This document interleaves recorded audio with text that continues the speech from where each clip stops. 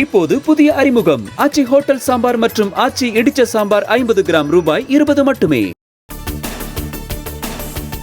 டெல்லியில் வேளாண் பொருளாதார நிபுணர்களின் 32வது சர்வதேச மாநாட்டை தொடங்கி வைத்தார் பிரதமர் நரேந்திர மோடி. 65 ஆண்டுகளுக்கு பிறகு இந்தியாவில் நடக்கும் இம்மாநாட்டில் 75 நாடுகளைச் சேர்ந்த 1000 பிரதிநிதிகள் பங்கேற்பு. இந்தியாவின் பன்முகத்தன்மை கொண்ட வேளாண் உற்பத்தி உலகின் உணவு பாதுகாப்பிற்கான நம்பிக்கை என பிரதமர் பேச்சு. ஊட்டச்சத்து பற்றாக்குறை, காலநிலை மாற்றம் உள்ளிட்ட சவால்களுக்கு தீர்வாக இந்தியாவின் திணை உணவு இருக்கும் எனவும் பெருமிதம். 30 கோடி ரூபாய் செலவில் புனரமைக்கப்பட்டு பெயர் மாற்றம் செய்யப்பட்ட கிண்டி சிறுவர் இயற்கை பூங்காவை திறந்து வைத்தார் முதலமைச்சர் மு.க.ஸ்டாலின். ஒருங்கிணைந்த யானைகளின் கணக்கெடுப்பு 2024 அறிக்கையையும் வெளியிட்டார். சுதந்திர போராட்ட வீரர் தீரன் சின்னமலையின் நினைவு தினத்தை ஒட்டி முதலமைச்சர் மு.க.ஸ்டாலின் மரியாதை. சென்னை கிண்டி தொழிற்பேட்டை வளாகத்தில் உள்ள சிலையின் கீழ் வைக்கப்பட்ட உருவப்படத்திற்கு மலர் தூவி மரியாதை செலுத்தினார். சுதந்திர போராட்ட வீரர் தீரன் சின்னமலையின் நினைவு தினத்தையொட்டி அதிமுக பொதுச் செயலாளர் எடப்பாடி பழனிசாமி மரியாதை.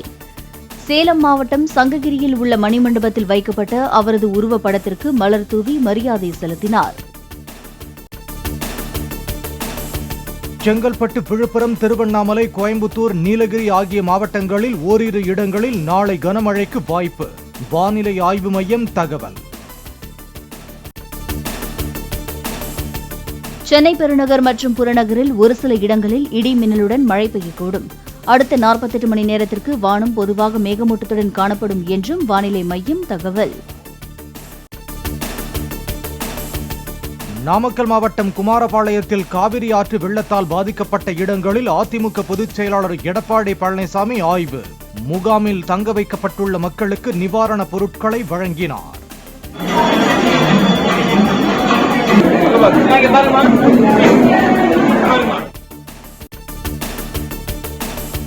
அத்திக்கடவு அவிநாசி திட்டத்தில் தாமதம் ஏற்படுவது ஏன் என்ற கேள்விக்கு அமைச்சர் துரைமுருகன் பதில்.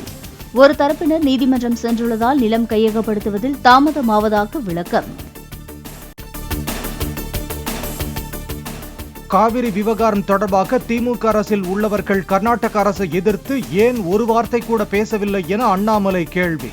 அமைச்சர் துரைமுருகன் கர்நாடக காங்கிரஸ் அரசிடம் காசு வாங்கிவிட்டாரா என்ற சந்தேகம் எழுவதாகவும் பேட்டி.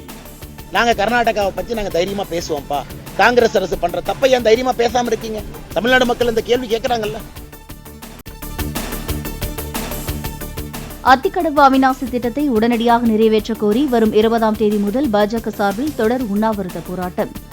திட்டப்பணிகள் 93% முடிந்ததாக அமைச்சர் முத்துசாமியும் 97% முடிந்ததாக அமைச்சர் துரைமுருகனும் மாற்றி மாற்றி கூறி வருவதாகவும் அண்ணாமலை பேட்டி.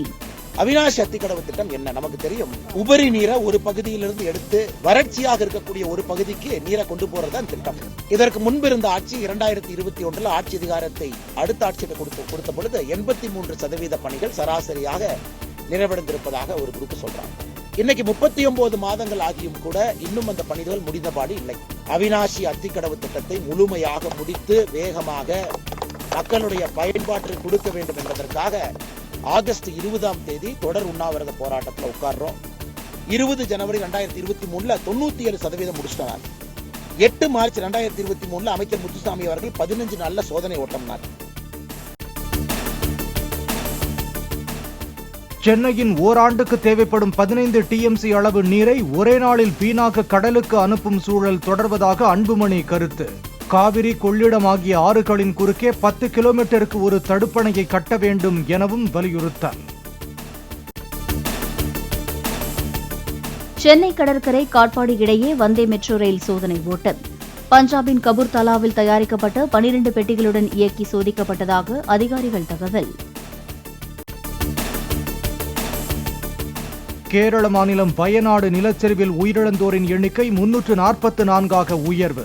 முண்டக்கை, சூரல்மலை, மேப்பாடி ஆகிய இடங்களில் 5வது நாளாக மீட்பு பணிகள் தீவிரம். நிலச்சரிவு ஏற்பட்ட கேரள மாநிலம் வயநாட்டில் 5வது நாளாக ஹெலிகாப்டர் மூலம் ஆய்வு மற்றும் மீட்பு பணி தீவிரம். முண்டக்கை, மேப்பாடி, சூரல்மலை உள்ளிட்ட இடங்களில் யாரும் சிக்கியுள்ளார்களா என்று தேடும் பணி. வயநாடு நிலச்சரிவில் சிக்கி 24 தமிழர்கள் உயிரிழப்பு என்றும் 25 தமிழர்களை காணவில்லை என்றும் அறிவிப்பு. 130 தமிழர்கள் நிவாரண முகாம்களில் தங்க வைக்கப்பட்டுள்ளதாக தமிழகத்தில் இருந்து சென்ற 2 IAS அதிகாரிகள் குழு அறிக்கை. வயநாட்டில் நிலச்சரிவில் சிக்கி தப்பி மேடான பகுதியில் தஞ்சமடைந்த ஆதிவாசி குடும்பத்தைச் சேர்ந்த 4 சிறுவர்கள் உட்பட 6 பேர் உயிருடன் மீட்பு. உணவு தண்ணீரின்றி தவித்தவர்களை 4 நாட்களுக்கு பின்னர் வனத்துறை பத்திரமாக மீட்டு உதவி. வயநாடு நிலச்சரிவில் இருந்து தப்பித்து மலை மீது ஏறிய தன்னையும் பேரப்பிள்ளைகளையும் காட்டு யானைகள் பாதுகாத்ததாக கண்ணீருடன் தெரிவித்த மூதாட்டி.